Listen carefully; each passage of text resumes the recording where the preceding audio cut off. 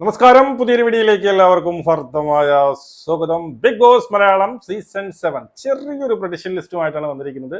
നോക്കി വെച്ചൊന്ന് ഭാഗ്യമുണ്ടെങ്കിൽ ഇതിൽ പലരെയും നിങ്ങൾക്ക് കാണാൻ വേണ്ടിയിട്ട് സാധിക്കുമെന്നുള്ളതാണ്. നമ്മൾ മുമ്പ് ഒരു പ്രഡിക്ഷൻ ലിസ്റ്റ് ഇട്ടു, അതിലുള്ള പേരുകൾ ഇതിലുണ്ട്, ചിലതൊക്കെ ഞാൻ ഒഴിവാക്കിയിട്ടുണ്ട് എന്നുള്ളതാണ്. ഇതിനകത്ത് ഞാൻ ഞെട്ടിപ്പോയതെന്നല്ല, ഇപ്പൊ നമുക്ക് അറിഞ്ഞു വരുന്ന പേരുകൾ വെച്ച് നോക്കിക്കഴിഞ്ഞാൽ ഈ നമ്മുടെ മലയാളി ഹൗസിലുള്ള പലരും ഇതിനകത്ത് ഉണ്ട് എന്നൊരു അങ്ങനെ ഒരു സാധനം വരുന്നുണ്ട്. മലയാളി ഹൗസ് അറിയാമല്ലോ, ആദ്യമായിട്ട് ബിഗ് ബോസിന്റെ മറ്റൊരു പതിപ്പായിരുന്നു മലയാളി ഹൗസ്.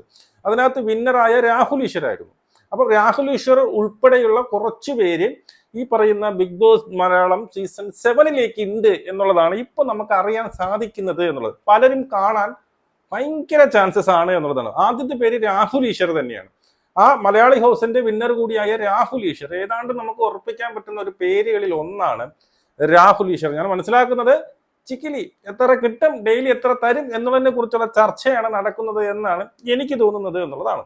ഓക്കെ, പിന്നെ മറ്റൊരു ഞെട്ടിക്കുന്ന ഒരു സംഭവം അറിയാൻ സാധിക്കുന്നത് ഭാമയുണ്ടല്ലോ, നമ്മുടെ സിനിമാ നടി ഭാമ ഇതിനകത്തോട്ട് വരാനുള്ള ചാൻസസും വളരെ കൂടുതലാണ് എന്നുള്ളതാണ്. ആ ഭാമയ്ക്ക് ഇപ്പോൾ ഈ പറയുന്ന പടവും കാര്യങ്ങളൊന്നുമില്ല. അപ്പൊ ഭാമ ഇതുമായിട്ട് ബന്ധപ്പെട്ട് പിന്നീട് ബിഗ് ബോസിലേക്ക് വരാനുള്ള ചാൻസസ് ഉണ്ട് എന്നുള്ളതാണ്. ഓക്കെ, അത് അവിടെ നിൽക്കട്ടെ എന്നുള്ളതാണ്. പേര് ഓർമ്മ ചോദിച്ചാൽ ഭാമയുണ്ട്, രാഹുൽ ഈശ്വർ ഉണ്ട്. അതുപോലെ തന്നെ ഈ പറയുന്ന മലയാളി ഹൗസിൽ ഉണ്ടായിരുന്ന തിങ്കിൾ ബാൽ അറിയാലോ. തിങ്കിൾ ബാൽ എന്ന് പറയുമ്പോൾ നമ്മുടെ അവളെ പേര് നമ്മുടെ സീസൺ 3 ഉണ്ടായിരുന്നല്ലോ, ടിങ്കിൾ ബാല. എല്ലാം എന്തരവാണ്, അവളുടെ അനിയത്തിയോ ചേച്ചിയോ ആരോ ആണ്. അതായത് തിങ്കിൾ ബാൽ എന്ന് പറയുമ്പോൾ നമ്മുടെ ഈ മലയാളി ഹൗസിൽ ഉണ്ടായിരുന്നു. അപ്പോൾ കുറച്ച് വിവാദവും കാര്യങ്ങളൊക്കെ, കുറച്ച് ചൂടൻ രംഗങ്ങളും ചൂടൻ സംസാര രീതിയൊക്കെ കൊണ്ട് ശ്രദ്ധ പിടിച്ചു പറ്റിയ തിങ്കിൾ ബാൽ അവളും ഉണ്ടാവാനുള്ള ചാൻസസ് ഉണ്ട് എന്നുള്ളതാണ്. അതിനോടൊപ്പം അതിനകത്ത് ആ ഒരു മലയാളി ഹൗസ് എന്ന് പറയുന്ന ആ ഒരു പിന്നെ പ്രോഗ്രാം വഴി, ആ ഒരു റിയാലിറ്റി ഷോ വഴി പിന്നീട് എന്താണ് നല്ല രീതിയിൽ അറിയപ്പെട്ട, അല്ലെങ്കിൽ നല്ല രീതിയിൽ അറിയപ്പെട്ടല്ല, കുറച്ച് നെഗറ്റീവ് ഉണ്ടായിരുന്നു, അതൊക്കെ മാറി കുറെ ആരാധകരെ സമ്പാദിച്ച സന്തോഷ് പണ്ഡിറ്റ്, ഈ സന്തോഷ് പണ്ഡിറ്റും ഇതിനകത്ത് വരാനുള്ള ചാൻസസ് ഉണ്ട് എന്നാണ് ഇപ്പൊ അറിയുമ്പോൾ. ഞാൻ നോക്കിയപ്പോൾ 4-5 പേര് ഈ പറയുന്ന ഇതിനകത്തുള്ളവർ തന്നെയായിരുന്നു. ഈ മലയാളി ഹൗസിൽ ഉണ്ടായിരുന്നവർ എന്താണ് വരുന്നു എന്നാണ്. ഇതിൽ 1-2 പേര് വരുമെന്നാണ് ഞാനും പ്രതീക്ഷിക്കുന്നത് എന്നുള്ളതാണ്. അതുപോലെ തന്നെ നീന കുറുപ്പ്, ആ ഒരു ഈ പറയുന്ന മലയാളി ഹൗസിൽ ഉണ്ടായിരുന്ന അതേ കക്ഷിയാണ് നീന കുറുപ്പ്. ഇവരൊക്കെ കണ്ടന്റ് തരാൻ കെൽപ്പുള്ളവരാണ് എന്നുള്ളതാണ്. രാഹുൽ ഈശ്വർ വന്ന് നമുക്കറിയില്ല, എങ്ങനെ വീണാലും 4 കാലിൽ വീഴുന്ന ഒരു കക്ഷിയാണ്. സംസാരിക്കാൻ അറിയാം, നല്ല എന്താ ഫ്ലുവൻ്റ് ആയിട്ട് സംസാരിക്കാൻ അറിയാം, ഏത് വിഷയത്തെ കുറിച്ച് സംസാരിക്കാൻ അറിയാം എന്നുള്ളത് കൊണ്ട് തന്നെ കപ്പടിക്കാനുള്ള ചാൻസസും വളരെ കൂടുതലാണ് എന്നുള്ളതാണ്.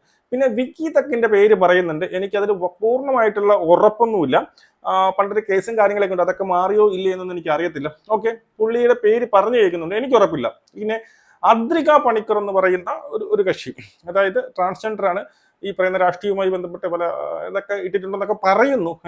അദ്രിക പണിക്കർ. അപ്പൊ ഈ ഇപ്പോഴത്തെ ഒരു രാഷ്ട്രീയം, അതായത് രാഹുൽ ഈശ്വർ, പിന്നെ റിനി, നമ്മുടെ പഴയ റിനി ഉണ്ടോ ഇതിന്റെ ഇടയിൽ, റിനി, അതായത് നമ്മുടെ രാഹുൽ മാങ്കൂട്ടത്തിന്റെ കേസ്. ഇപ്പൊ റിനി വരുന്നുണ്ട്, ഈ പറയുന്ന രാഹുൽ ഈശ്വർ, അദ്രിക പണിക്കർ, അങ്ങനെയൊക്കെ ഉള്ളവർ വരുമ്പോൾ കുറച്ച് പ്രശ്നങ്ങൾ അല്ലെങ്കിൽ കുറച്ച് കണ്ടന്റുകൾ കിട്ടുമെന്നുള്ളതാണ്.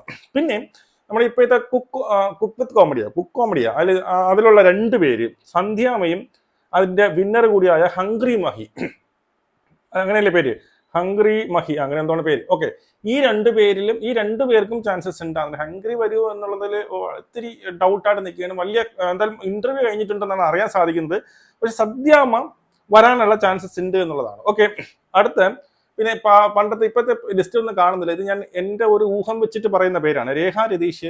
ഞാൻ എല്ലാ സീസണിലും ഞാനിങ്ങനെ പറയുന്ന ഒരു പേരാണ് രേഖ രതീഷ് എന്നുള്ളതാണ്. ഞാൻ ഇപ്പോൾ ആരും പറഞ്ഞു കേട്ടില്ല, പക്ഷെ എനിക്ക് തോന്നുന്നു രേഖ രതീഷ് വരാനുള്ള ചാൻസസ് കൂടുതലുണ്ട്. പിന്നെ കഴിഞ്ഞ വട്ടം പറഞ്ഞ ബബി ഒക്കെ വരാനുള്ള ചാൻസ് ഉണ്ട്. പിന്നെ നമ്മൾ പറഞ്ഞ ജാസി വരുന്നുണ്ടെങ്കിൽ ബൈജുവും വരും. രണ്ടുപേരും വൈരികളായതുകൊണ്ട് വരുന്നെങ്കിൽ ഇവർ 2 പേരും വരും എന്നുള്ളതാണ്. അവർക്കൊന്നും കൺഫർമേഷൻ ആയിട്ടില്ല.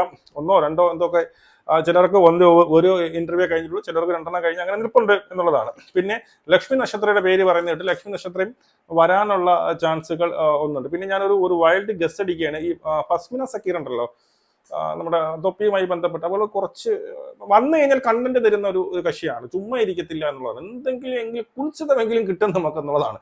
അപ്പൊ അതുകൊണ്ട് ഞാനൊരു വൈൽഡ്, ഞാൻ ഇങ്ങനെ ഇരുന്ന് ആലോചിച്ചു എനിക്ക് കിട്ടിയ ഒരു പേരാണ്.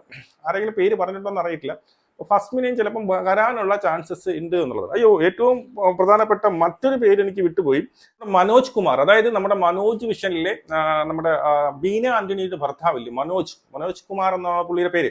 പുള്ളി വരാനുള്ള ചാൻസസും വളരെ കൂടുതലാണ് എന്നുള്ളത്. മനോജ് കുമാറും ഈ പറയുന്ന ബിഗ് ബോസ് മലയാളം സീസൺ 7 ആണ്, 8 ആണ്, 7 അല്ലേ, സീസൺ 7 കാണാൻ വളരെ വളരെ ചാൻസ് കൂടുതലാണ്. നമ്മുടെ അല്ല 7 അല്ലല്ലോ 8 ആണ്. ഓക്കെ, ഞാൻ ആദ്യമം ഈ പറയുന്ന 7 എന്നാണ് ഞാൻ പറഞ്ഞത്. ഓക്കെ, 7 അല്ല 8. ബിഗ് ബോസ് മലയാളം സീസൺ 8 വരാനുള്ള ചാൻസസ് ഉണ്ട്. നമുക്ക് വീണ്ടും കാണാം.